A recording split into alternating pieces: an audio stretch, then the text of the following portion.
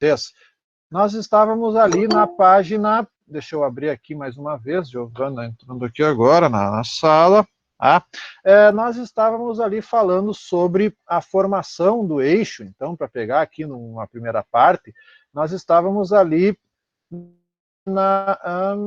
deixa eu ver que página que é essa que nós estamos, na página 24, então, a formação do eixo e as ofensivas alemãs. Deixa eu abrir aqui mais uma vez, o pessoal está... Oi, então aqui. Esse nosso tema, então aqui nós estávamos... E aí eu tinha mostrado para vocês na semana passada que estava havendo uma... a gente viu, então, ali, por exemplo, o eixo Roma-Berlim-Tóquio, na verdade, Tóquio vai entrar mais adiante, e aí a gente pega que, por exemplo, ali entre 36 e 37, nós vamos ter uma série de ações do governo alemão, tá?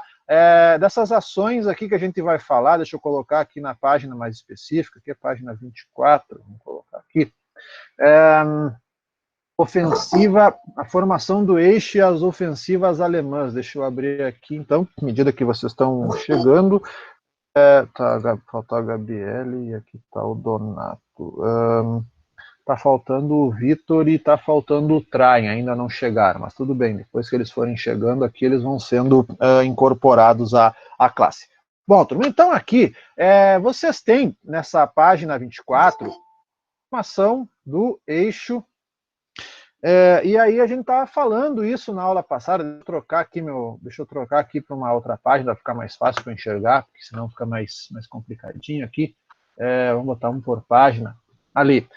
Então, o pacto anticomintern, esse pacto chamado formação do eixo Roma-Berlim-Tóquio, né? E aí a gente vai pegar ali, por exemplo, eu mostrei para vocês da Itália tendo invadido a Etiópia, eu havia mostrado isso para vocês na aula passada, e do Japão conquistar territórios na Ásia. E também em 1938, deixa eu abrir aqui os meus slides, porque, enfim, tem muita coisa que está passando aqui, eu não consigo abrir tudo ao mesmo tempo. Vamos abrir aqui o período do Europa pré-guerra. Eu vou abrir aqui, então, um arquivo, enquanto eu estou falando para vocês, que está falando ali que em 1938 os alemães invadem e anexam o território da Áustria sem que houvesse resistência armada, a chamada Anschluss, a anexação que teve como justificativa a unidade dos povos germânicos e que a Liga das Nações não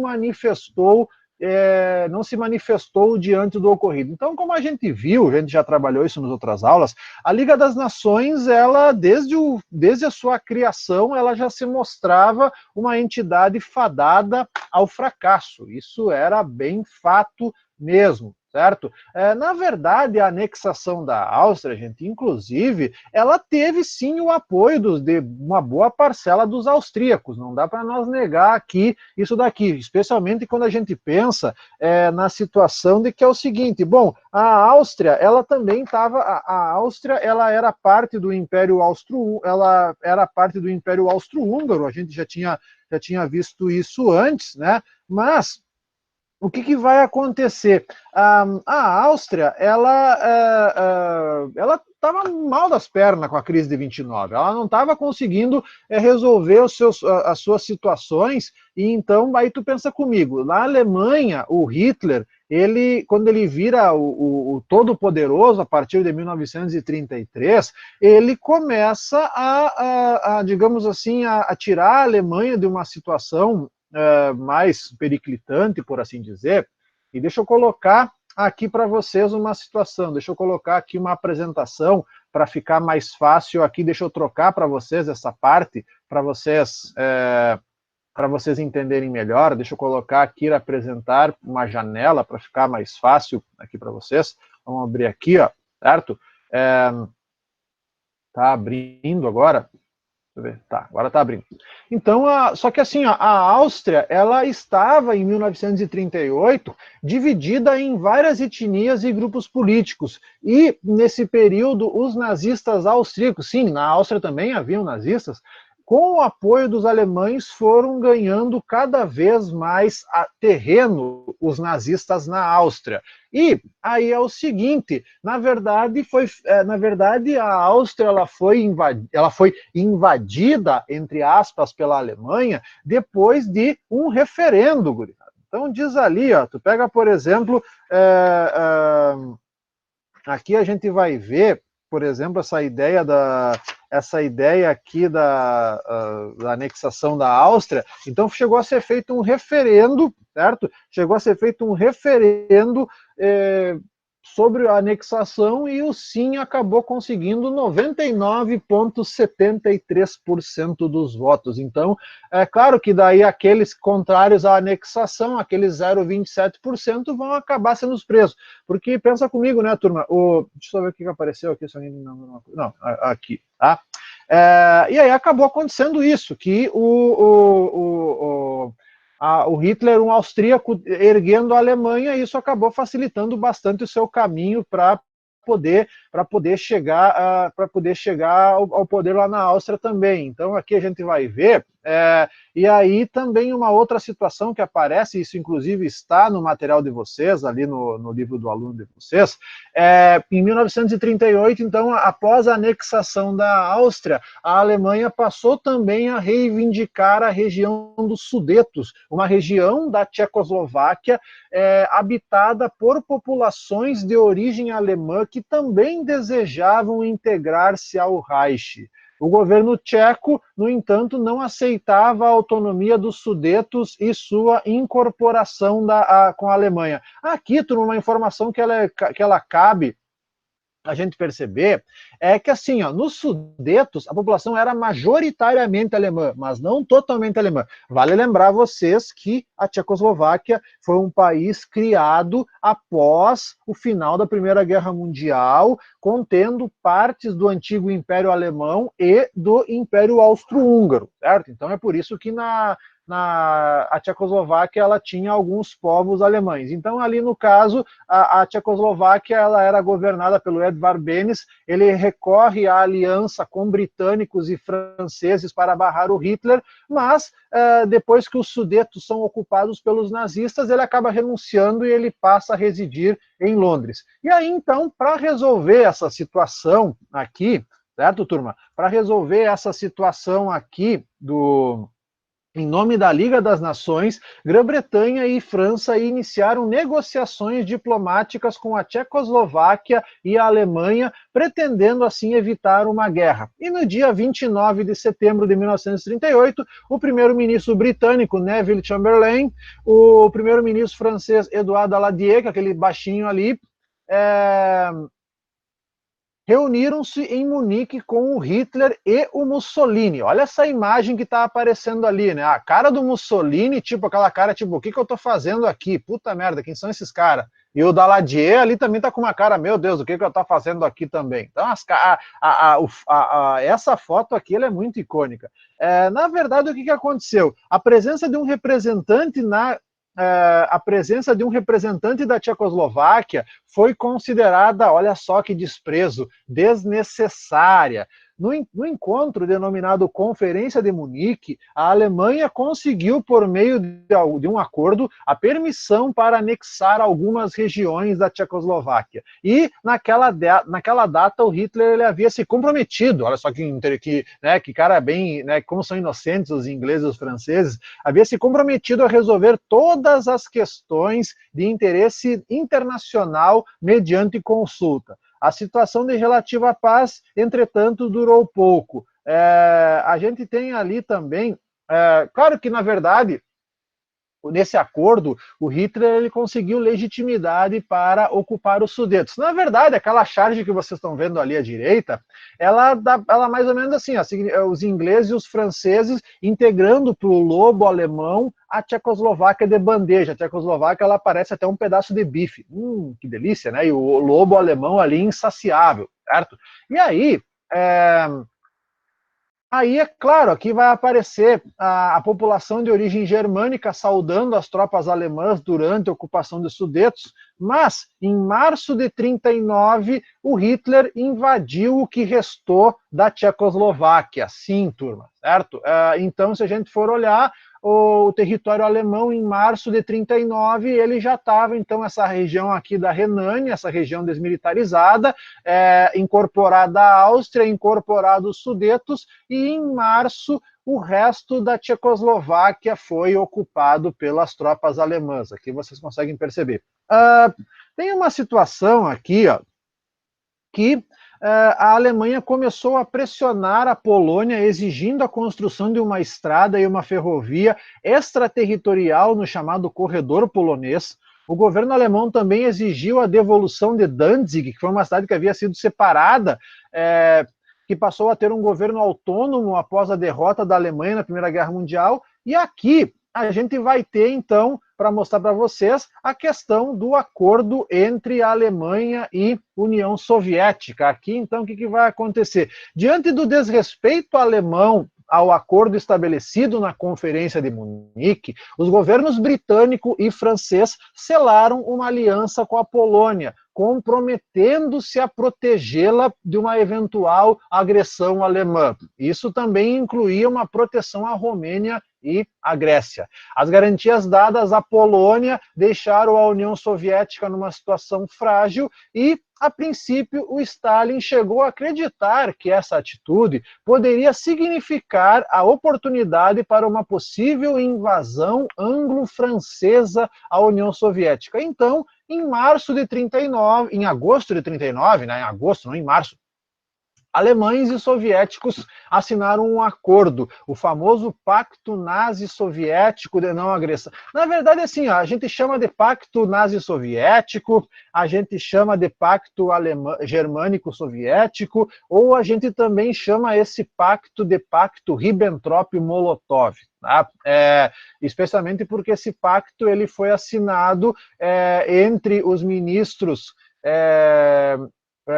Vyacheslav Molotov, da União Soviética, e o Joachim von Ribbentrop, da Alemanha. Também é um outro nome a esse acordo aqui. Certo? De acordo com as cláusulas desse pacto, se a Grã-Bretanha e a França decretassem guerra à Alemanha após um eventual ataque à Polônia, os soviéticos se manteriam afastados do conflito. Outra cláusula também dividia a Polônia em duas zonas de influência, a Alemanha e a Soviética, e isso evitaria que a Alemanha, em caso de guerra, tivesse de lutar em duas frentes, como havia ocorrido em 1914. Na verdade, assim, né, turma, esse tratado de não agressão entre a Alemanha e a União Soviética, ele dizia que a Alemanha ela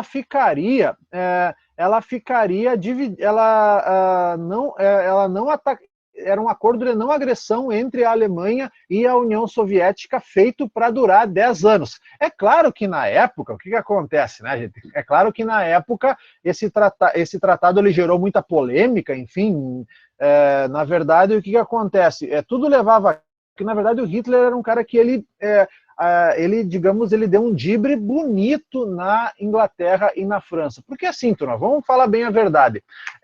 Os ingleses e os alemães, os ingleses e os franceses, perdão, eles preferiam muito mais um Hitler a uma União Soviética. Porque sim, gente, os ingleses e os franceses, eles eram anticomunistas, certo? Assim como os nazistas também eram anticomunistas, bem mais na essência do que antiliberais, e os ingleses e os franceses também estavam achando que o Hitler avançando em direção ao leste, ocupando a Tchecoslováquia, se oriçando para atacar a Polônia, futuramente ele viria a atacar a União Soviética. Mas, com esse acordo de não agressão entre a Alemanha e a União Soviética, os ingleses e os franceses foram tapeados com esse acordo, né? É claro que esse acordo, a gente vai ver depois, ele não vai ser cumprido. 2 anos e pouco depois, conforme a guerra vai se desencadear, esse acordo de 10 anos de não agressão entre a Alemanha e a União Soviética vai acabar sendo rompido. Então aqui, para mostrar para vocês, o próximo slide que eu estou mostrando para vocês,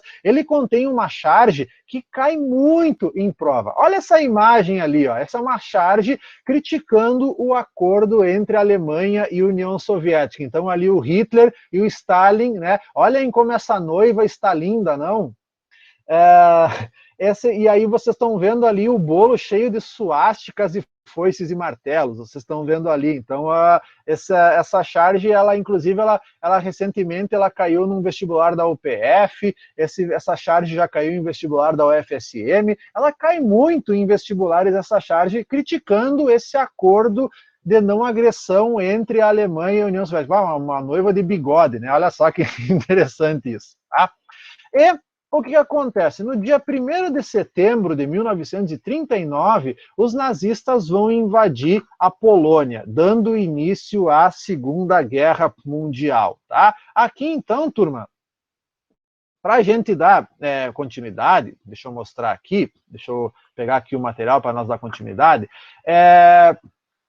Então, diz ali que no dia 1º de setembro de 1939, o Hitler divulga o início das operações militares para a invasão da Polônia. Em retaliação, 2 dias depois, a Grã-Bretanha e a França declaram guerra à Alemanha, iniciando assim a Segunda Guerra Mundial. Então, no dia 1º de setembro é a invasão, e no dia 3 de setembro de 1939 começava a Segunda Guerra Mundial. Deixa eu achar aqui para vocês, então, deixa eu fechar esse slide aqui para mostrar para vocês. Deixa eu fechar esse slide aqui, porque já fechei.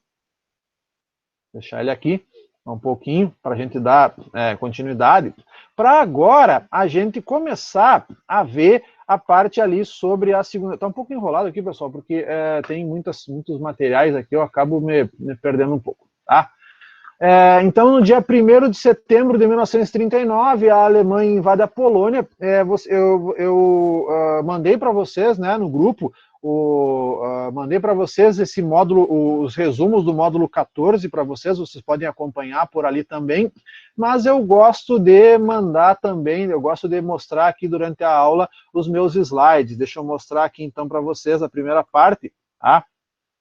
Primeira Guerra Mundial, Segunda Guerra Mundial e o avanço do eixo, que é o próximo slide que eu vou mostrar para vocês. Então, para mostrar para vocês sobre como que ocorreu a invasão da Polônia. Vamos lá. Vamos colocar aqui para vocês agora esse material. Turma, então assim, gente, Segunda Guerra Mundial, ele é um tema que vocês têm inúmeros documentários, vocês têm inúmeros filmes, vocês têm inúmeras séries. No Netflix tem uma série muito boa, a Segunda Guerra Mundial em cores. Acredito que alguns de vocês já devam ter tido acesso a ela, mas se vocês forem lá no YouTube, vocês encontram mais um monte de documentários, tem um monte de livros sobre a Segunda Guerra Mundial, livros ilustrados. Nossa, é um dos temas que mais tem informações, esse tema da Segunda Guerra Mundial, gente. Esse é um tema bem recorrente aqui para nós trabalharmos. Então, deixa eu colocar aqui para vocês essa apresentação para falar sobre essa primeira fase da Segunda Guerra Mundial, tá? Que é o início da guerra e o avanço nazifascista entre 1939 até 1941. Porque assim, gente, de 39 a 41, os alemães, eles fizeram um avanço relâmpago que parecia aquele primeiro tempo daquele jogo lá de 2014, certo? Parecia que assim ia ficar, né, 5-0, tá? Então, para começar, uma tática que os alemães usaram bastante na Segunda Guerra Mundial foi a tática da guerra relâmpago, a chamada Blitzkrieg, certo? A Blitzkrieg alemã, ela funcionou de um jeito muito interessante. Então, uma tática de guerra marcada pelo rápido avanço dos panzers, com o apoio intenso da Luftwaffe. Aliás, aqui, turma, uma informação interessante para falar para vocês é que os tanques eles têm uma atuação muito importante na Segunda Guerra Mundial. Claro que os tanques, a gente viu, eles foram usados pela primeira vez pela Grã-Bretanha na Primeira Guerra Mundial. Só que os primeiros tanques, eles eram lentos, eles eram pouco confiáveis, eles eram vulneráveis às artilharias, mas nos anos seguintes, todas as maiores potências se empenharam em melhorar as características dos tanques e nas vésperas da Segunda Guerra Mundial, eles estavam praticamente prontos para serem usados em combate, tanto que na Guerra Civil, tanto que ali, por exemplo, quando houve a invasão da Etiópia pelos italianos, foi usado tanques, na invasão japonesa na China foi usado tanques, na Guerra Civil Espanhola foi usado tanques pelos dois lados. Os tanques, eles eram parte especialmente importante na estratégia da Guerra Alemã, na Guerra de Movimento, na Blitzkrieg. O tanque, ele não se limitava apenas a uma função de apoio à infantaria, mas ele era uma arma para abrir as defesas inimigas, fazendo manobras de longo alcance. Então a gente vai ver aqui, no caso da Blitzkrieg alemã, do chamado modelo Blitzkrieg, da chamada Guerra Relâmpago Alemã,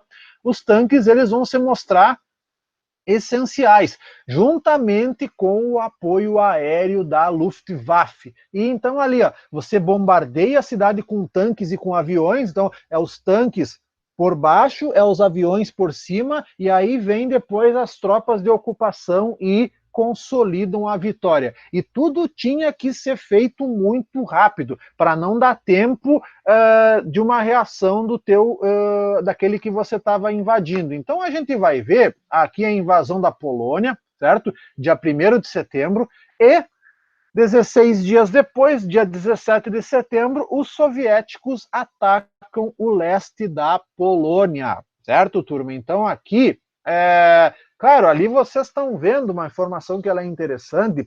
Os alemães com 1,5 milhão de soldados, 2.700 tanques, 2.300 aviões, e ali vocês estão percebendo os poloneses com um número bem menor em todos os outros aspectos, conforme vocês estão vendo ali, certo, turma? Então, isso vai facilitar bastante a vitória. Aqui vocês estão vendo soldados alemães retirando um escudo polonês de uma repartição pública. Ali vocês têm soldados poloneses capturados que estavam tentando defender Danzig. Todos eles vão ser capturados aqui. Tá? E aí é o seguinte, dia 17 de setembro a União Soviética começa a invadir a Polônia e no dia 6 de outubro de 39, pouco mais de um mês de conflito, a Polônia já não existe mais. Então ali a Polônia ela acabou então dividida entre alemães e soviéticos. É claro que, na verdade, a União Soviética avançar sobre a Polônia, isso também significava a formação de uma espécie de um escudo para evitar também que os alemães no futuro avançassem sobre a União Soviética. Então ali, eles avançaram para lá, como havia um acordo de não agressão afirmado ali em 39, ele ainda estava sendo cumprido, então os alemães ficaram ali na Polônia e depois avançaram em direção ao oeste da Europa. Primeiro, invadindo a Dinamarca, né? A Dinamarca, que era um país estrategicamente importante, para depois atacar a Noruega. E aí é o seguinte, turma, a invasão alemã à Dinamarca, ela foi fácil, certo? Não teve praticamente reação. O governo dinamarquês, diante do ultimato e do ataque surpresa nazista, decidiu se render. O rei Cristiano, ele acabou... O rei Cristiano, ele inclusive, assim, na verdade, o rei Cristiano, ele acabou virando um aliado do Hitler naquele momento. Isso é uma informação que ela é importante da gente entender aqui. A Dinamarca virou um protetorado alemão e o rei e o parlamento dinamarquês continuaram funcionando. Olha que informação interessante essa que eu estou mostrando aqui para vocês. A Noruega, ela ainda apresentou alguma resistência por 2 meses. A Noruega, ela tinha importantes campos de petróleo, ela tinha uma posição estratégica para um futuro ataque ao Reino Unido, e a Noruega acabou caindo nas mãos dos alemães. Então ali, gente, de setembro de 39 até ali 1941, os alemães eles ocuparam grandes regiões do continente europeu. Isso é bastante fato ali, vocês estão vendo. O que aconteceu com o rei da Noruega? O rei Haakon VII, ele teve que se exilar em Londres, aonde ele formou um governo no exílio. Os tanques alemães ocupando Oslo, e ali a gente tem soldados britânicos nas ruínas de Nansos em abril de 40, e ali em abril de 40 é que vai ocorrer pela primeira vez um conflito entre os aliados e os alemães, porque num primeiro momento, gente, as tropas alemãs e inglesas, as tropas alemãs e francesas, elas não estavam avançando em cima dos alemães. Então, isso aqui é um ponto que a gente tem que levar em conta aqui também, tá, gente? Deixa eu só começar aqui, ó. Dia 1º de setembro, então, começou a guerra. A campanha polonesa, vocês viram ali, foi bem fácil. A Dinamarca ela foi ocupada sem luta, foi o único dos países europeus que não sofreu os horrores do terror nazista, e a Noruega resistiu heroicamente, mas também caiu. E depois da queda da Noruega, aí vem uma sequência que a gente vai ver ali. Aí vem a Holanda, né, o país da Europa que no passado invadiu o Brasil. A Polônia, a Holanda, ela caiu em 7 dias. Né? Aqui no caso na Holanda foi o modo Samara, né? O Hitler, alô, 7 dias, certo? Ligou para a Holanda, 7 dias. Aqui ativou o modo Samara, aqui no caso da Holanda. A Holanda, na verdade, a Holanda ela é invadida para que justamente pela Holanda e depois pela Bélgica e Luxemburgo fosse invadida a França. A rainha holandesa, Guilhermina I, também vai se exilar em Londres, assim como o rei da Noruega.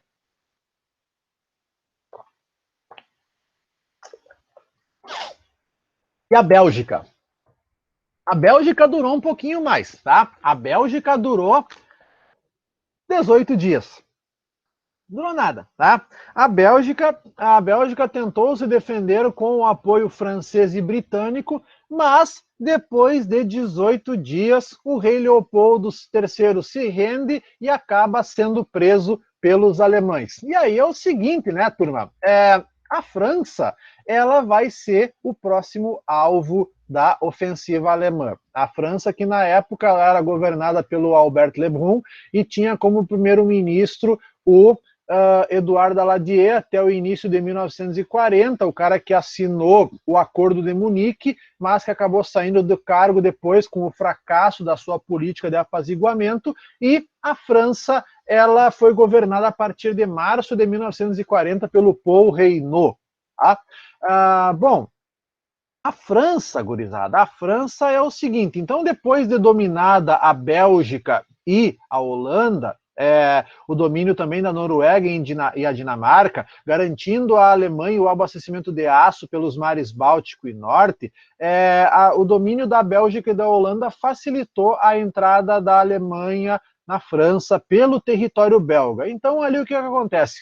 A França, ela havia, depois da Primeira Guerra Mundial, ela havia construído uma série de linhas defensivas chamadas de linha Maginot, umas linhas fortificadas na fronteira na fronteira francesa com a Alemanha, enquanto que na fronteira de Luxemburgo e Bélgica com a França eram fortificações mais fracas, certo? Por exemplo, o que defendia a Bélgica da França era uma linha de floresta, então isso acabava gerando essa situação aqui que vocês estão vendo, tá?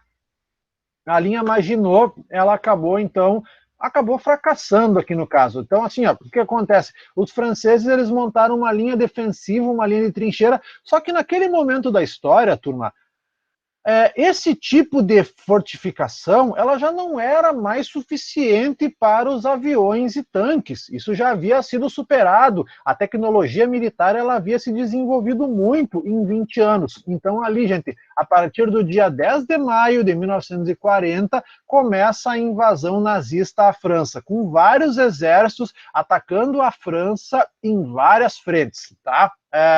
Claro que os britânicos e os belgas vão dar suporte, mas o exército alemão, dividido em várias partes, ele conseguiu avançar sobre o território da França e conseguiu cercar a cidade de Dunkerque, certo? Então aqui é aquele famoso episódio de Dunkerque, que tem aquele filme que alguns de vocês eu acredito que devam ter assistido, aquele filme sobre a retirada das tropas francesas, britânicas e belgas de Dunkerque, que elas foram, na verdade, essas tropas elas acabaram cercadas.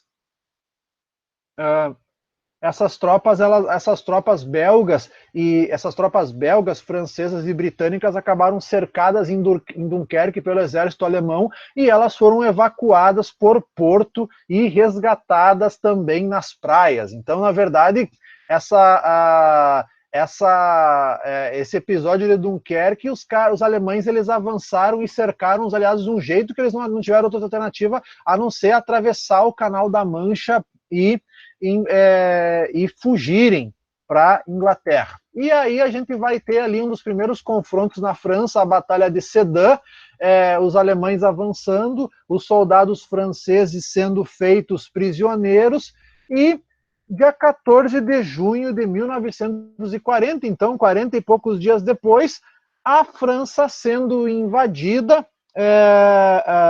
os nazistas chegando a Paris, obrigando o governo francês a assinar um armistício com a Alemanha e ocupando boa parte do território francês, incluindo a capital. Então ali vocês têm duas imagens bem icônicas desse período, aquela imagem dos nazistas desfilando próximo ao Arco do Triunfo, e ali vocês têm aquela famosa imagem do Hitler fazendo uma visita surpresa a Paris diante da Torre Eiffel. Tem uma outra imagem que eu quero mostrar aqui para vocês daqui a pouco. Então aqui o que acontece? Essa imagem aqui, ó, eu tinha mostrado para vocês uma imagem parecida com essa quando nós trabalhamos a Primeira Guerra Mundial. Com a derrota na região da fronteira, a França perde as melhores forças, os nazistas ocupam rapidamente grande parte do território, e no dia 22 de junho, um grupo de políticos e militares franceses decidem assinar um armistício em Compiègne. Na verdade, aqui, turma, o que nós estamos vendo? Aqui nós estamos vendo uma... Sabe aquelas coisas que vocês falam? Parece que o jogo virou, não é mesmo? Aconteceu aqui, ó, porque foi nesse mesmo vagão que está aparecendo ali no fundo que 20 anos antes, em 1918, 22 anos antes, os alemães assinaram a rendição, o que acabou marcando o final da Primeira Guerra Mundial. E ali agora, em junho de 40, os alemães estão obrigando os franceses a assinar a sua rendição. Olha que bela virada histórica nós temos aqui. Eu estou sendo irônico, tá, gente? Isso aqui tá, para a gente ver como que os alemães eles estavam bem cientes da sua vingança aqui. Deixa eu mostrar para vocês uma imagem, tá? Deixa eu mostrar para vocês aqui uma imagem que eu costumo mostrar sempre para os meus alunos. É uma imagem bem icônica. Vou mostrar aqui. Eu gosto dessas imagens aqui porque elas são bem conhecidas. Aqui, ó. Vou espelhar para vocês uma imagem. Eita, tá. Espera aí um pouquinho. Vou mostrar para vocês. Essa imagem aqui, ela é bem famosa. Tá? Aqui, ó. Apresentar agora uma janela. Aqui.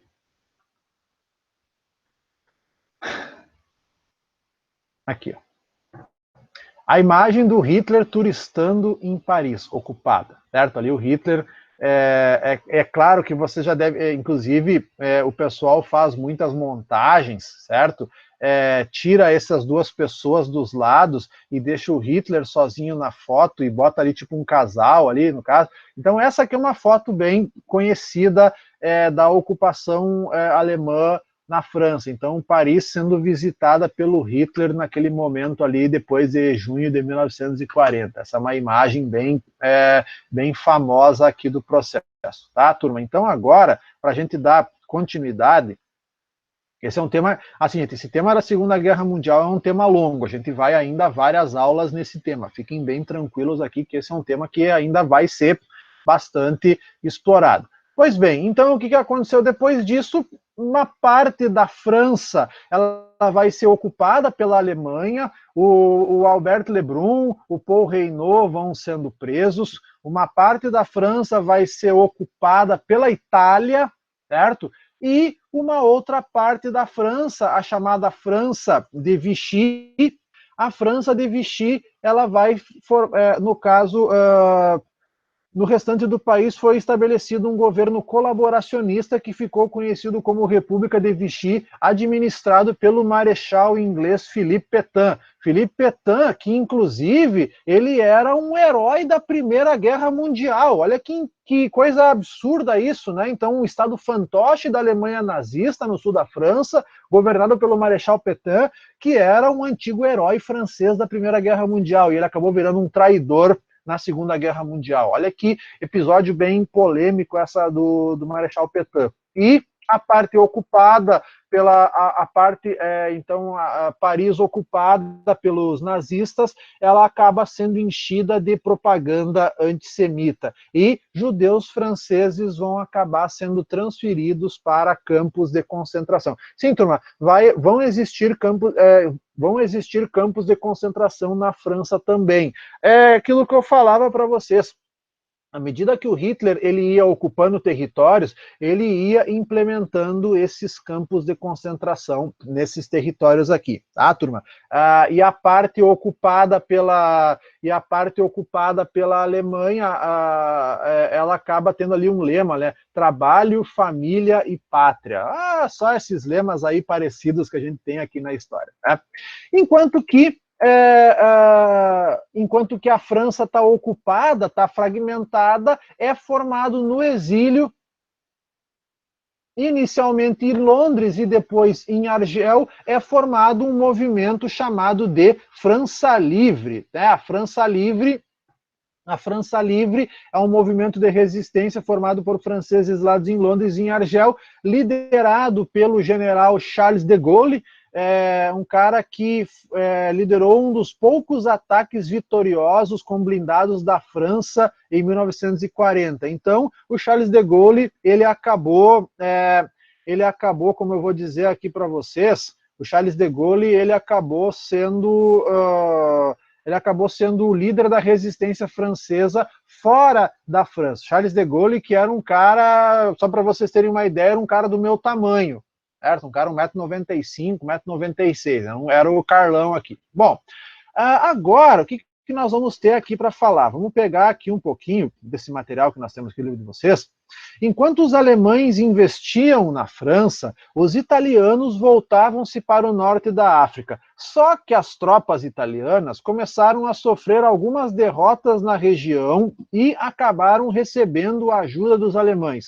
Os nazifascistas conseguiram manter o domínio sobre a Líbia, Tunísia, Argélia, Marrocos e algumas áreas egípcias. E aí ele diz ali, ó, em junho de 41, depois de conquistar territórios na Europa Oriental, como Iugoslávia, Grécia e Romênia, Hitler iniciou a invasão da União Soviética, colocando em prática a chamada Operação Barbarossa, aonde ele pretendia apoderar-se de recursos naturais do território soviético, como petróleo, para a continuidade da guerra. Tá? Assim, turma, aqui no livro de vocês está muito resumido a situação aqui. Tá? A situação aqui está muito resumida aqui, não vai ser muito, como eu vou dizer aqui para vocês, não vai ser uma coisa muito, não vai ser uma coisa que vai ajudar muito. Na verdade, aqui está muito resumido, e a minha ideia para vocês agora, tá?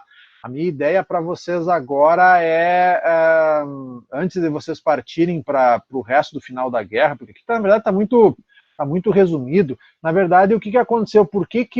Na verdade, deixa eu abrir aqui os slides. Vou abrir aqui para vocês. Na verdade, são vários slides aqui para mostrar para vocês. Alguns desses territórios citados, Líbia, Tunísia, Iugoslávia, Grécia, isso, na verdade, é a incumbência de ocupar esses territórios, ela tinha sido atribuída para o Mussolini fazer isso. Só que o Mussolini iniciou a invasão desses territórios e não conseguiu dar conta, encontrou resistência nesses territórios, e aí o Hitler acabou tendo que deslocar suas forças para esses territórios. Assim, gente, um fiel negativo da balança da Alemanha, do eixo, foi a Itália. Sim, a Itália foi o elo mais fraco do eixo, tanto que em várias vezes o Hitler teve que socorrer o Mussolini, e isso também acabou atrasando a invasão alemã à União Soviética. Então, deixa eu mostrar para vocês esse slide aqui, ó, que a Inglaterra, houve uma tentativa alemã de invadir a Inglaterra, certo? A Inglaterra, que na época era governada pelo rei Jorge VI, o pai da véia Beth, governado até 38 pelo Neville Chamberlain, na verdade até 1940 pelo Neville Chamberlain, que acabou renunciando ao cargo devido à sua baixa popularidade no início da guerra, e acabou assumindo em 1940 o Winston Churchill. O Winston Churchill, que já havia lutado na Guerra dos Boeres, já havia lutado na Primeira Guerra Mundial, um cara de bastante experiência aqui militar. Bom, o que aconteceu? A chamada Batalha da Inglaterra, isso não aparece no meio de vocês. Eu vou até essa parte aqui, daí eu encerro, tá, turma? O bombardeio aéreo da Luftwaffe à ilha da Grã-Bretanha, iniciado em maio de 1940, certo? Então, como não dava para invadir com tanques a Inglaterra, os alemães bombardearam aéreamente a Inglaterra. Aqui vocês estão vendo Londres depois de um bombardeio nazista, os soldados do observatório, mas os ingleses também resistiram graças aos seus aviões, os seus caças, os Spitfire, que eram os principais concorrentes aos ingleses. Os alemães tinham ali os seus Messerschmitt, então aqui no caso. Os britânicos se defenderam, venceram a batalha, e o Hitler, depois de 1941, ele começa a prestar mais atenção à sua ofensiva no leste europeu, que é um tema que a gente vai trabalhar então aqui na próxima aula. Essa imagem aqui ela é bem interessante, essa que encerra esse slide, o George VI e a rainha consorte Elizabeth, que verificando os estragos no Palácio de Buckingham após o bombardeio, tá, turma? Então, assim, é o seguinte, na aula de amanhã, a gente vai trabalhar com a ofensiva alemã no leste da Europa, porque aqui a gente viu só, por enquanto, a parte da Europa ocidental. A gente amanhã vai trabalhar a chamada reviravolta dos aliados, aqui no caso, tá? Trabalhando a campanha dos Balcãs, que é uma parte que é interessante, a campanha no norte da África, e por aí vai, tá? Os temas que a gente vai ver aqui na aula de amanhã, tá bom, turma? Então, assim, ó, conforme o combinado, as aulas elas vão até 9h55, e aí amanhã, nosso primeiro período é 7h30, daí eu mando para vocês o link, hoje de noite para vocês, daí para vocês acessarem o primeiro período da aula da manhã, tá bom? Então aqui, turma, eu vou encerrar a gravação agora.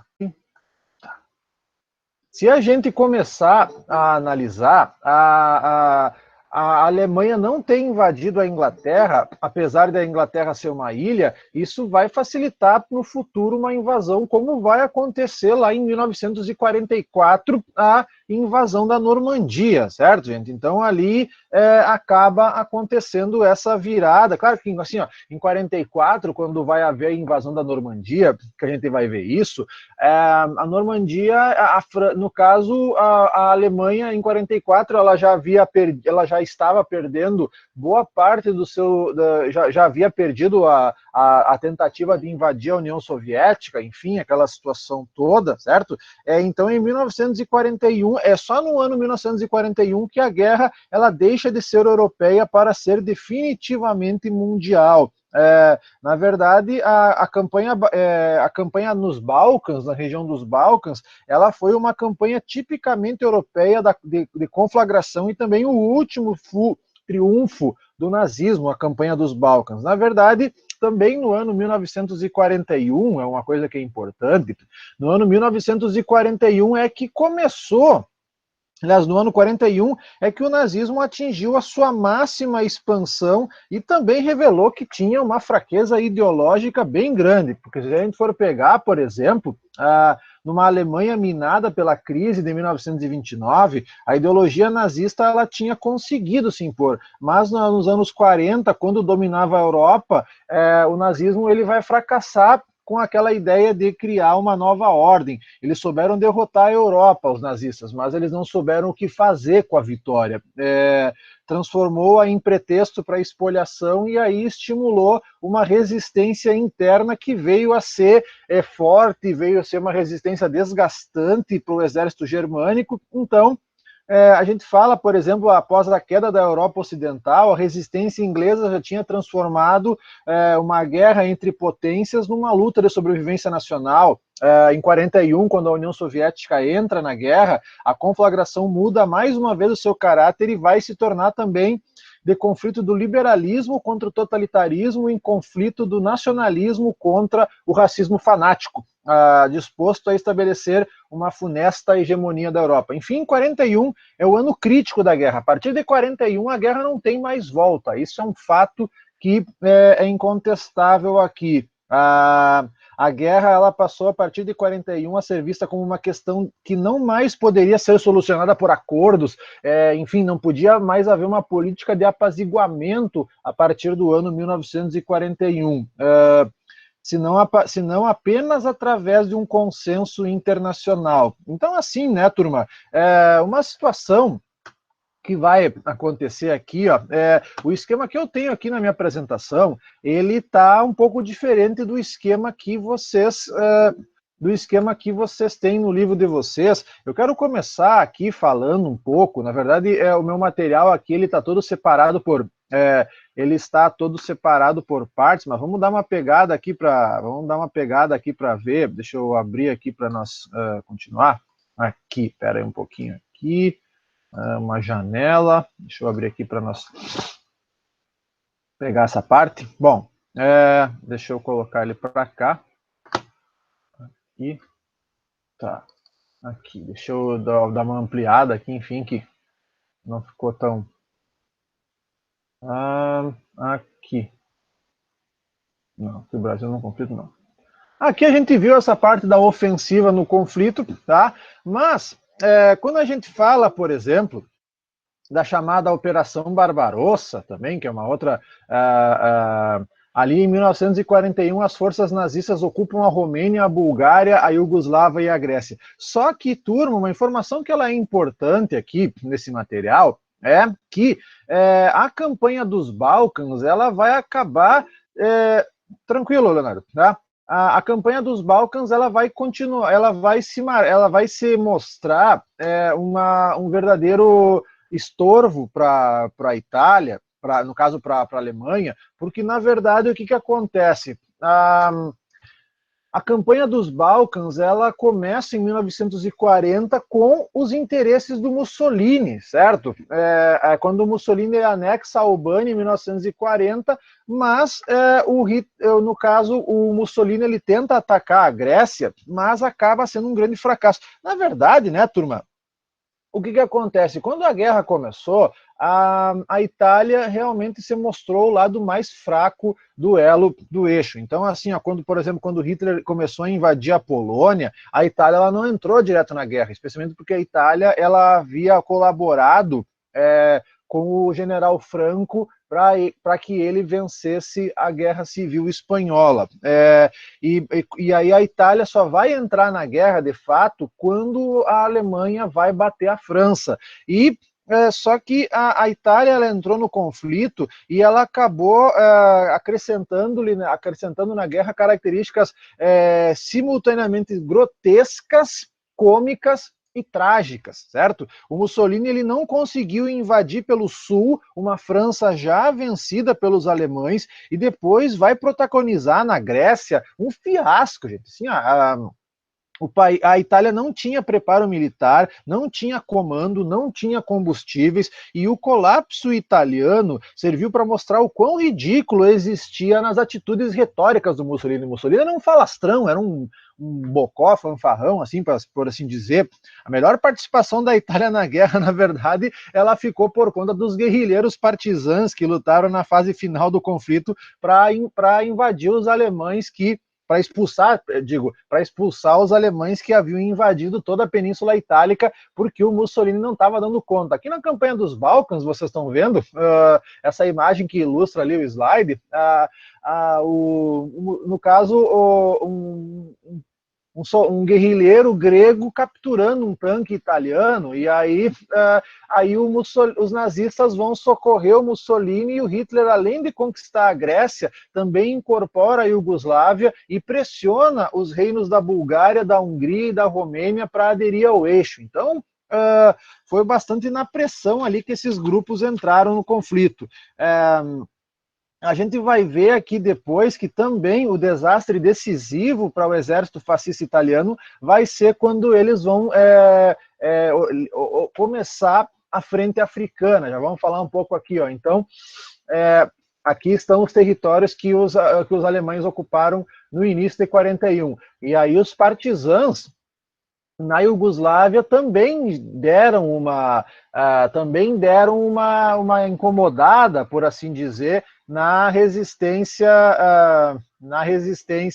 como eu vou dizer, deram uma incomodada, deram uma resistida ali contra a ofensiva nazifascista. Então aqui os partisãs, a guerrilha do Partido Comunista da Iugoslávia, e que teve como principal líder dessa guerrilha o cara que depois veio a ser o presidente da Iugoslávia até 1980, o Tito, né, o Marechal Tito, que é um cara que conseguiu manter durante um bom tempo a Iugoslávia ainda unida, por assim dizer. Bom, para nós dar a sequência aqui está então aquilo que eu falava, a chamada campanha no norte da África. Mais uma vez a Itália, como vocês dizem, cagando, certo? A Itália tentou invadir o Egito partindo da Líbia, que já era uma posição sua, e os italianos sofrem uma derrota clamorosa, inclusive deixando milhares de prisioneiros nas mãos dos ingleses. E aí o Hitler, então, resolveu, tal como no caso dos Balcãs, criar mais uma intervenção no fronte que não estava nas suas cogitações, certo? Mais uma vez, por causa da incompetência, da Itália, certo? Então, a frente de batalha da campanha norte-africana, e, claro, os britânicos, com a ajuda da Commonwealth, ali você está vendo Marrocos, Argélia e Tunísia, apesar de serem territórios franceses, no início de 41, esses territórios também são territórios alemães. E a Líbia tentou invadir, e a Itália tentou invadir o Egito pela Líbia e tomou uma coça, certo? E aí o Hitler envia a chamada Afrika Korps. O Afrika Korps, ele teve, inclusive, um dos comandantes mais brilhantes da Segunda Guerra Mundial, que foi o Rommel, esse cara que está aparecendo ali, o Marechal Rommel, a famosa raposa do deserto. O Rommel teve uma tática fulminante que levou os alemães a uma rápida retomada da ofensiva que até chegou a ameaçar o Egito. Mas, como a guerra do Hitler ela era estritamente continental dentro da Europa, e as necessidades gigantescas de recursos no fronte russo acabaram determinando que a campanha africana ficasse relegada a um segundo plano. Então, esse regimento Afrika Korps, ele na verdade ele significava que você tinha que tirar recursos de uma frente mais importante, controlada pelo Hitler, que era a frente soviética, e mandar lá para o norte da África, já que o Mussolini estava rateando, né, que nem vocês dizem. Bom, os ingleses e os americanos acabaram provocando recuos constantes do Afrika Korps. Vale lembrar que, na verdade, os Estados Unidos, eles só vão entrar na guerra, no início de 1942. Vale lembrar que no finalzinho de 1941, os Estados Unidos tiveram um ataque, sofreram um ataque do Japão lá no Pacífico, lá em Pearl Harbor, o que acabou levando os Estados Unidos a entrarem na guerra, e aí a guerra ela vai começar a virar principalmente porque vocês sabem que o território dos Estados Unidos ele não foi atacado, o território continental, nem na Primeira nem na Segunda Guerra Mundial, o que facilitou com que os Estados Unidos eles eles conseguissem mobilizar todas as suas fábricas para a produção da guerra. Então, é por isso que os Estados Unidos eles vão acabar exercendo um papel muito importante durante a Segunda Guerra Mundial, certo? Não que eles vão ganhar a guerra, mas os Estados Unidos é tipo aquele jogador que entra descansado no segundo tempo e faz o gol da vitória, mais uma vez, certo? Os veículos aqui usados, enfim, essa parte aqui vamos pegar o material de vocês, o que está dizendo ali, deixa eu abrir aqui para nós nos situarmos, tá?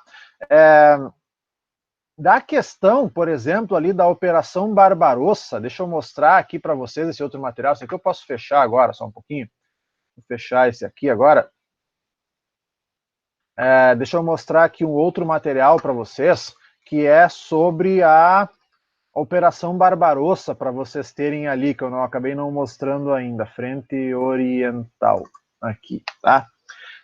A Operação Barbarossa, ela consistiu na invasão da União Soviética. Deixa eu mostrar aqui para vocês um pouco sobre essa operação aqui. Deixa eu mostrar lá, tá? Aqui e aqui. Aqui, tá. Essa imagem que vai ilustrar ali agora é aquela famosa imagem quando os soviéticos invadiram Berlim e colocaram a bandeira lá em frente ao parlamento. Enfim, essa é uma imagem que marca o fim da Segunda Guerra Mundial. Bom, o que aconteceu? A Operação Barbarossa, gurizada. A Operação Barbarossa, em junho de 41, depois de conquistar territórios na Europa Oriental, como Iugoslávia, Grécia e Romênia, agora o Hitler ele começava a invasão da União Soviética, colocando em prática, então, a Operação Barbarossa, aonde ele pretendia se apoderar dos recursos naturais do território soviético, como o petróleo, para a continuidade da guerra, e, na verdade, assim, tinha o avanço sobre a União Soviética, ele consistia em um avanço específico para 3 áreas, que era Kiev, que era o principal centro agrícola da União Soviética, Leningrado, que era a capital ideológica da União Soviética, atual São Petersburgo, e Moscou, o centro político, certo? No primeiro momento eles conseguiram tomar Kiev, enfim, com a colaboração dos ucranianos, enfim, até hoje lá, a Ucrânia, o que tem de neonazista na Ucrânia é uma coisa cabulosa, inclusive. Eles chegaram a sitiar Leningrado e chegaram perto de Moscou, eles chegaram nos subúrbios de Moscou, e aí é que depois eles vão, como eu vou dizer assim para vocês, aí que depois eles vão avançar, no caso aqui, deixa eu colocar aqui, passar a próxima página aqui para a gente ver. Só um pouquinho aqui, só um pouquinho aqui que deu ruim aqui, espera um pouquinho. Aqui, só um pouquinho, é muita coisa, gente. 26, 27, 28, 29. Aqui. Tá. É daí que eles vão depois, mais tarde, perder. É daí que eles vão perder mais tarde a questão ali como eu vou dizer ali para vocês, a partir da Operação Barbarossa que os alemães eles vão perder, começar a perder a guerra de fato, certo? Especialmente quando eles perdem lá a famosa Batalha de Stalingrado, que é um tema que a gente vai ver logo mais adiante, tá, gente? Assim, o que eu vou dizer para vocês? Eu vou dar eu vou pegar aqui, por exemplo, no livro de vocês, eu vou colocar aqui para vocês agora esse do avanço sobre a União Soviética, especialmente a Operação Barbarossa. Então, como eu disse, Kiev, Leningrado e Moscou, certo? Aqui tem uma outra situação, isso aqui, enfim, são situações que ocorreram durante a guerra.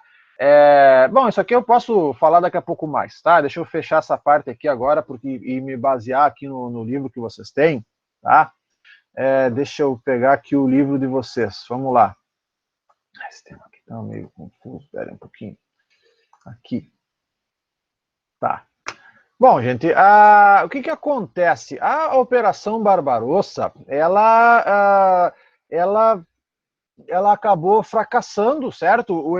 Isso que o exército alemão ele tinha o apoio de um monte de gente, certo? Tinha pelotões, destacamentos da Romênia, tinha destacamento dos próprios territórios soviéticos dominados pelos nazistas, tinha gente da Itália, tinha até um batalhão da Espanha, assim, a Espanha que na Segunda Guerra ela permaneceu neutra, especialmente porque ela tinha acabado de sair de uma guerra civil. A União Soviética, aliás, a Espanha, ela também mandou tropas para a União Soviética lá. Mas, claro, que quando a gente fala de Stalingrado, certo? Quando a gente fala de Stalingrado, a gente tem que pensar, principalmente aqui, deixa eu colocar, vou ter que colocar para vocês entenderem aqui. É assim, gente, eu vou dar uma seguida aqui no meu material que eu consigo me achar melhor aqui. Acho que para vocês aqui também não vai ser tão difícil aqui, o fato de que que quando houve essa invasão à União Soviética, deixa eu colocar aqui, ó, tá?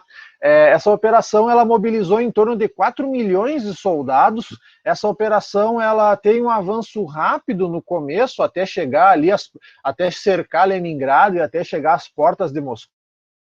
Vocês estão vendo aqui, então, alguns avanços alemães no território soviético, a cavalaria alemã na Bielorrússia, os judeus identificados lá em Mogliev, enfim, ali, os soldados alemães avançando, destruindo, conquistando Kiev, que era a capital da Ucrânia, a Ucrânia é o principal centro agrícola da União Soviética, e aqui cabe um papel importante durante a investida alemã à União Soviética, a ajuda aliada aos soviéticos para vencerem os nazistas, especialmente a ajuda para melhorar o parque industrial e os equipamentos de guerra, porque apesar do exército russo ser grande, apesar de ter os planos quinquenais terem dado uma melhorada na questão logística da guerra na União Soviética, eles iam penar bastante, ia morrer bastante gente e tinha um risco bem sério de perder o conflito, tá? O Hitler, o objetivo dele era conquistar Stalingrado, Moscou e Leningrado antes do rigoroso inverno, certo? Só que acabou não conseguindo, a resistência soviética era muito grande, os russos eles conseguiram organizar uma resistência bastante, claro que morre bastante russo na Segunda Guerra Mundial, digo, mas eles conseguem estabelecer essa resistência ali. É interessante isso, os caras indo lutar esquiando, certo? Então, sim, tem cenas da Segunda Guerra Mundial, sim, dos caras esquiando lá, avançando sobre os exércitos alemães. Na verdade, Stalingrado não era um alvo inicial e acabou mudando, especialmente porque era atrás, era depois do rio Volga que haviam sido deslocado parte das indústrias soviéticas e era depois do rio Volga que haviam os grandes campos de petróleo do Cáucaso. Então é por isso que Stalingrado acabou sendo transformada em alvo pelos alemães ali. Tá? Só que o general Inverno, não dá para dizer que os alemães foram derrotados apenas pelo general Inverno. Quando a gente usa o termo general Inverno aqui por uma ironia, porque o inverno russo, vocês sabem, é um inverno super agradável, 40 graus negativos, enfim, é um negócio tão frio que alguns modelos de armas e alguns veículos simplesmente não funcionam de tão frio. Fora que durante os soldados ali no inverno, o que teve de soldado do exército nazista que morreu de disenteria, vocês não têm ideia. E aí tu pensa assim, ó, você ter uma disenteria a 20, 30 graus negativos, tu vai ter que baixar as calças para largar lá e congela lá por baixo, certo? Imagina a situação dos caras. Os caras... O exército alemão ele sofreu bastante lá. Pois é, cara, a tua pergunta, Roger, por que a Alemanha se tornou aliada dos italianos? Na verdade, havia esse acordo entre Alemanha e Itália, ele havia sido feito antes da Segunda Guerra Mundial. O Mussolini se gabava de ser o fortão, de ser um aliado em potencial para a Alemanha, só que quando a guerra começou, os italianos, eles não eram tudo isso, certo? Os italianos, eles haviam, como eu tinha falado antes, se gastado muito para ajudar os espanhóis, e quando a Segunda Guerra começou de fato, eles estavam bem capengas, e aí quando iniciaram as invasões na Iugoslávia, na Grécia, na África, eles não estavam tão preparados, e aí foram lutar, e os italianos não eram tão fortes assim quanto eram. Então, assim, ó, como é que eu vou dizer, dá para dizer, Roger, que os italianos deram um baita de um migué nos alemães. Tá? A tua pergunta, Leonardo, é sobre o que é disenteria. Disenteria é um problema, tá? A disenteria é um problema de saúde que literalmente tu morre cagando, certo? Cagando líquido. Aí tu pensa, tu morre de diarreia com uma disenteria. No final tu tá defecando líquido. Enfim, né? O cara, coitado, não dá para dizer, né? Mas o cara tem que lutar num lugar ali e ainda sofrer isso, certo? Na verdade, a Operação Barbarossa, eu tenho aqui um resumo, certo? Para o nazismo, a guerra contra a União Soviética, ela tinha um caráter de guerra e de extermínio, na verdade, né?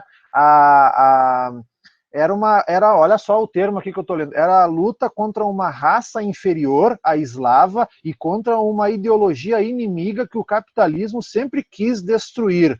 Contra nenhum país o procedimento alemão foi tão deliberadamente brutal como no caso soviético. Essa operação ela começou em junho de 41, essa campanha, na verdade, ela atrasou um mês, porque o Hitler teve que socorrer o Mussolini, certo? O Mussolini, um baita do incompetente, certo? E o gigantesco exército alemão estava reforçado por tropas de outros países, como eu falei, inclusive a divisão azul da Espanha. Então a luta, na verdade, ela assumia um tipo de cruzada, tanto que, por exemplo, Barbarossa, né? Barbarossa, ele era o nome Barbarossa é uma homenagem ao rei do Império Romano Germânico medieval, cruzadista lá, o Frederico Barbarossa. Para vocês terem, então, o Hitler ele dá o nome da operação homenagem a um rei medieval alemão. Então, para vocês terem uma ideia aqui da situação. E foi na União Soviética que a Blitzkrieg vai falhar pela primeira vez, porque na verdade, a vantagem russa nessa guerra, ela foi em ter trocado tempo por espaço. Sim, no começo da invasão, os alemães fizeram um passeio, como eu vou dizer para vocês, quase não encontraram resistência, porque o território soviético é muito grande. Nossa, gente, assim, ó, tá, beleza. Não, na verdade, a Luísa ela vai entrar de novo aqui. Eu não sei o que acontece. Às vezes quando cai já acessa, agora entrou, tá, beleza, às vezes demora um pouquinho, tá? E aí é o seguinte, a partir de determinado momento o fronte ele ficou muito grande e para tu abastecer um fronte de batalha muito grande é mais complicado, tá? E ainda por cima o inverno chegou, certo? Fala, Lucas, pode perguntar, vocês vão perguntando aqui que eu vou respondendo enquanto eu estou falando aqui, certo? Mas aí tem até uma pergunta que algumas pessoas podem fazer. Será que aquele um mês de atraso no início da invasão realmente influenciou? Bom, tá? A gente sabe que o ataque, na verdade, ele tinha a intenção de atacar Moscou, mas quando o ataque a Moscou ele é frustrado, ali mostra que o exército do Hitler não era tão invencível assim, especialmente porque deu tempo das indústrias bélicas soviéticas serem mandadas além dos montes Urais, elas não foram atingidas e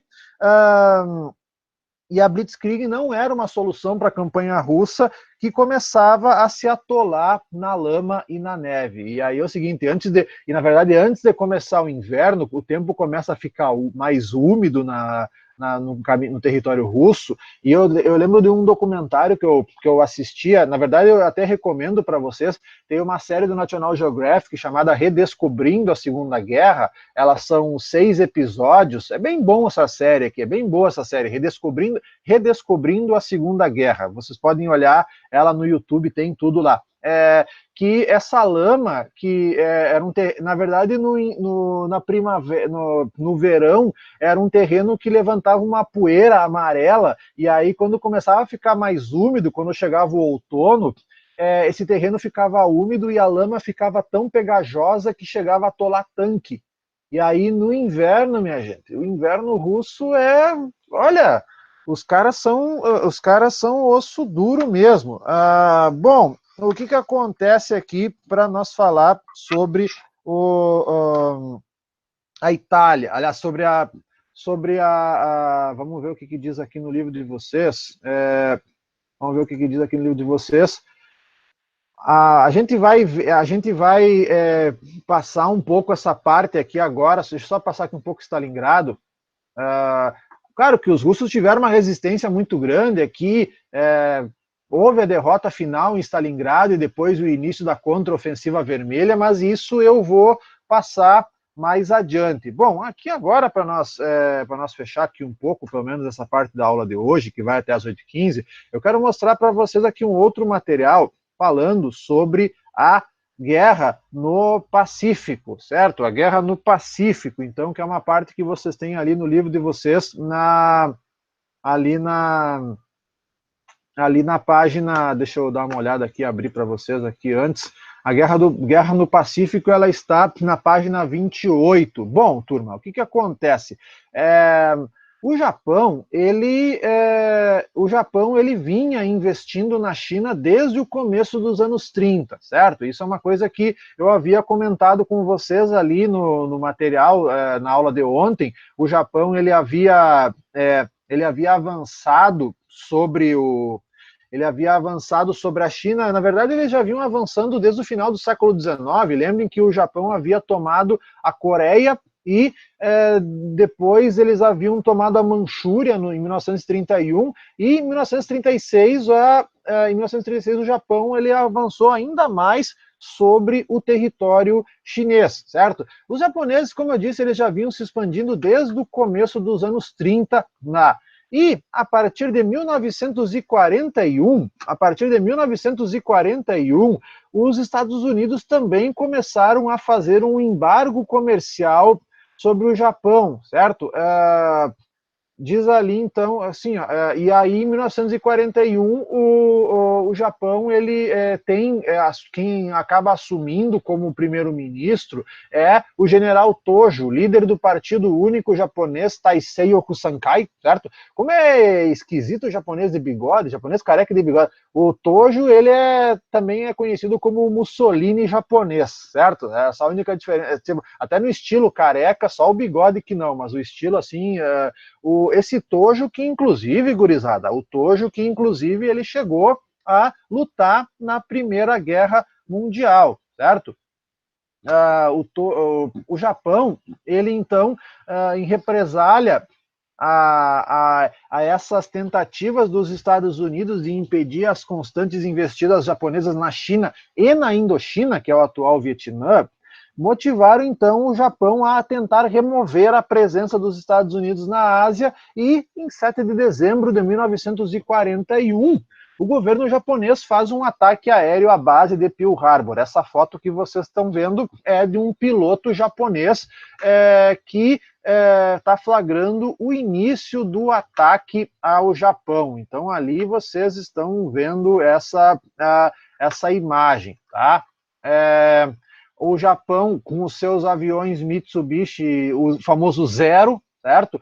Decolando de um porta-aviões para atacar Pearl Harbor. Ali vocês têm os navios norte-americanos em chamas e afundando. Mas uma informação que ela é importante aqui, gurizada, é que os principais navios dos Estados Unidos, os mais modernos, eles não estavam ancorados, eles estavam fazendo manobras militares ali no entorno, e esses navios eles acabaram não sofrendo, acabaram não sendo bombardeados.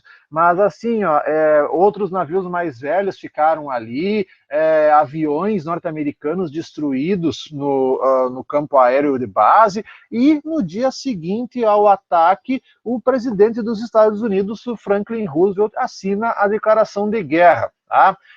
E aí, logo depois, uma informação que ela é importante, que vocês não têm aqui, deixa eu abrir aqui o material para mostrar para vocês.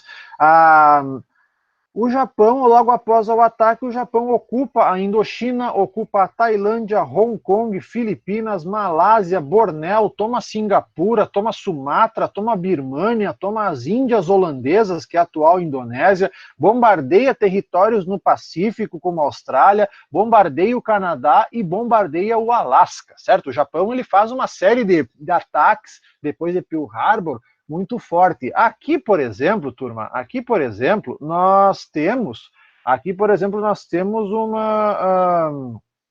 deixa eu só fazer uma situação aqui. Tá aqui, deixa eu ver, tá ali, não, beleza. Não. Então aqui, turma, aqui nós percebemos que claro que uma coisa que facilitou também o Japão avançar sobre vários territórios, por exemplo, Indonésia, Indochina, Filipinas, bom, aqui na Indonésia era território holandês, a Holanda está ocupada pela Alemanha, a Indochina, que é francesa, a França está ocupada pela Alemanha, então isso também facilitou a ocupação japonesa naquela região, então por causa desse acordo aí, o eixo Roma-Berlim-Tóquio, que a gente viu. E a gente vai ver mais tarde que a contraofensiva aliada ela vai mudar a partir da vitória dos Estados Unidos no atual Midway, em 1942, mas isso é uma parte que a gente vai falar logo mais adiante. Aqui vocês têm, turma, no livro de vocês, na página 28, vocês têm a participação do Brasil no conflito. O Brasilzinho, né? O BR nos conflitos. Deixa eu mostrar para vocês aqui, então, ver se eu acho aqui a parte sobre a participação do Brasil no conflito. Eu acho que vocês vão gostar aqui um pouquinho, tá? Na verdade, gente, a participação do Brasil no conflito, ela é uma participação bem tímida, digamos. Não digo tímida, mas é uma atuação que ela até é bem considerável. A gente vai ver aqui, ó, vamos... o que aconteceu agora aí, Lucas? O Brasil... que alguém entrou ali no computador, no teclado do Lucas ali, porque apertou um monte de coisa. Tudo bem. O Brasil na guerra, gente, o Brasil, ele, em 1900, quando a Segunda Guerra começou, o Brasil, ele era governado desde 1937 pelo Getúlio Vargas. A gente vai estudar o Getúlio Vargas no próximo capítulo. O Getúlio Vargas, no começo da guerra, ele se manteve neutro, certo? Até porque, vamos parar para analisar, o Getúlio Vargas, ele no começo da guerra, antes da guerra começar, ele tinha uma aproximação bem ao gato. O gato, tinha que ser, os gatos eles aparecem, as minhas estão dormindo aqui, tá frio, elas estão dormindo. Aqui, no caso, o Getúlio Vargas, vale lembrar que tem alguns fatos bem interessantes na questão da relação do Getúlio Vargas com os regimes nazifascistas. Dá para entender, por exemplo, quando tu pega, não sei se vocês sabem, mas ali em Santa Catarina, no litoral catarinense, tem uma antiga base alemã. Gente, uma antiga base alemã, acho que foi inaugurada em 1936, inclusive contando com a presença do Getúlio Vargas na inauguração. Aqui no Brasil chegou a ser instalada uma base alemã uma base para abastecimento de submarinos alemães antes da Segunda Guerra Mundial começar. Depois eu vou achar essa reportagem, foi uma reportagem publicada na Band há uns anos atrás, que tem o local ainda, tá? Depois eu mando para vocês. Vale lembrar que antes da Segunda Guerra Mundial, inclusive olha, se o eixo tivesse chegado na América, provavelmente o Brasil ele seria, na verdade, o Brasil ele poderia, na verdade, tanto o Brasil quanto a América, na verdade, assim, Roger, o Hitler ele tinha uma grande ojeriza pelo Brasil, dá para dizer, por assim dizer, especialmente pelo Brasil ser um país bastante miscigenado. Na verdade, eu diria que a América do Sul, a gente sabe que teve muito, a gente sabe, isso é fato hoje, que muitos nazistas fugidos da guerra vieram para a Argentina, né?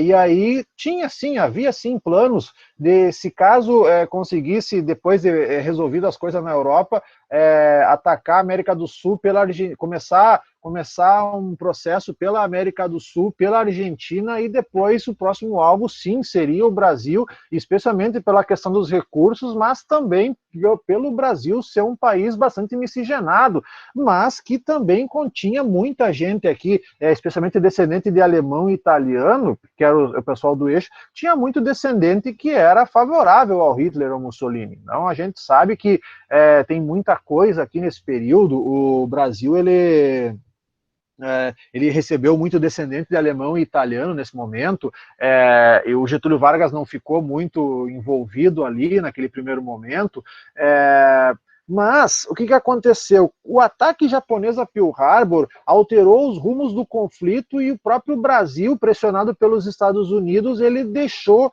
de ter uma posição neutra, vai romper relações diplomáticas com a Alemanha, a Itália e o Japão. Na verdade, o Brasil ele só vai deixar de ser neutro na Segunda Guerra Mundial por uma pressão dos Estados Unidos no início de 42. E aí, por exemplo, que a gente vai ver alguns episódios, que vocês talvez já devem ter lido alguma coisa, que depois de 42, da declaração de guerra do Brasil ao eixo, que várias referências alemãs, italianas e especialmente alemãs e italianas, vão ser proibidas aqui no Brasil. Então, por exemplo, a gente tem aquela cidade vizinha aqui, que é Panambi, que até a Segunda Guerra Mundial começar, até o Brasil declarar a guerra ao eixo, se chamava Nova Wittenberg. Wittenberg é uma cidade alemã.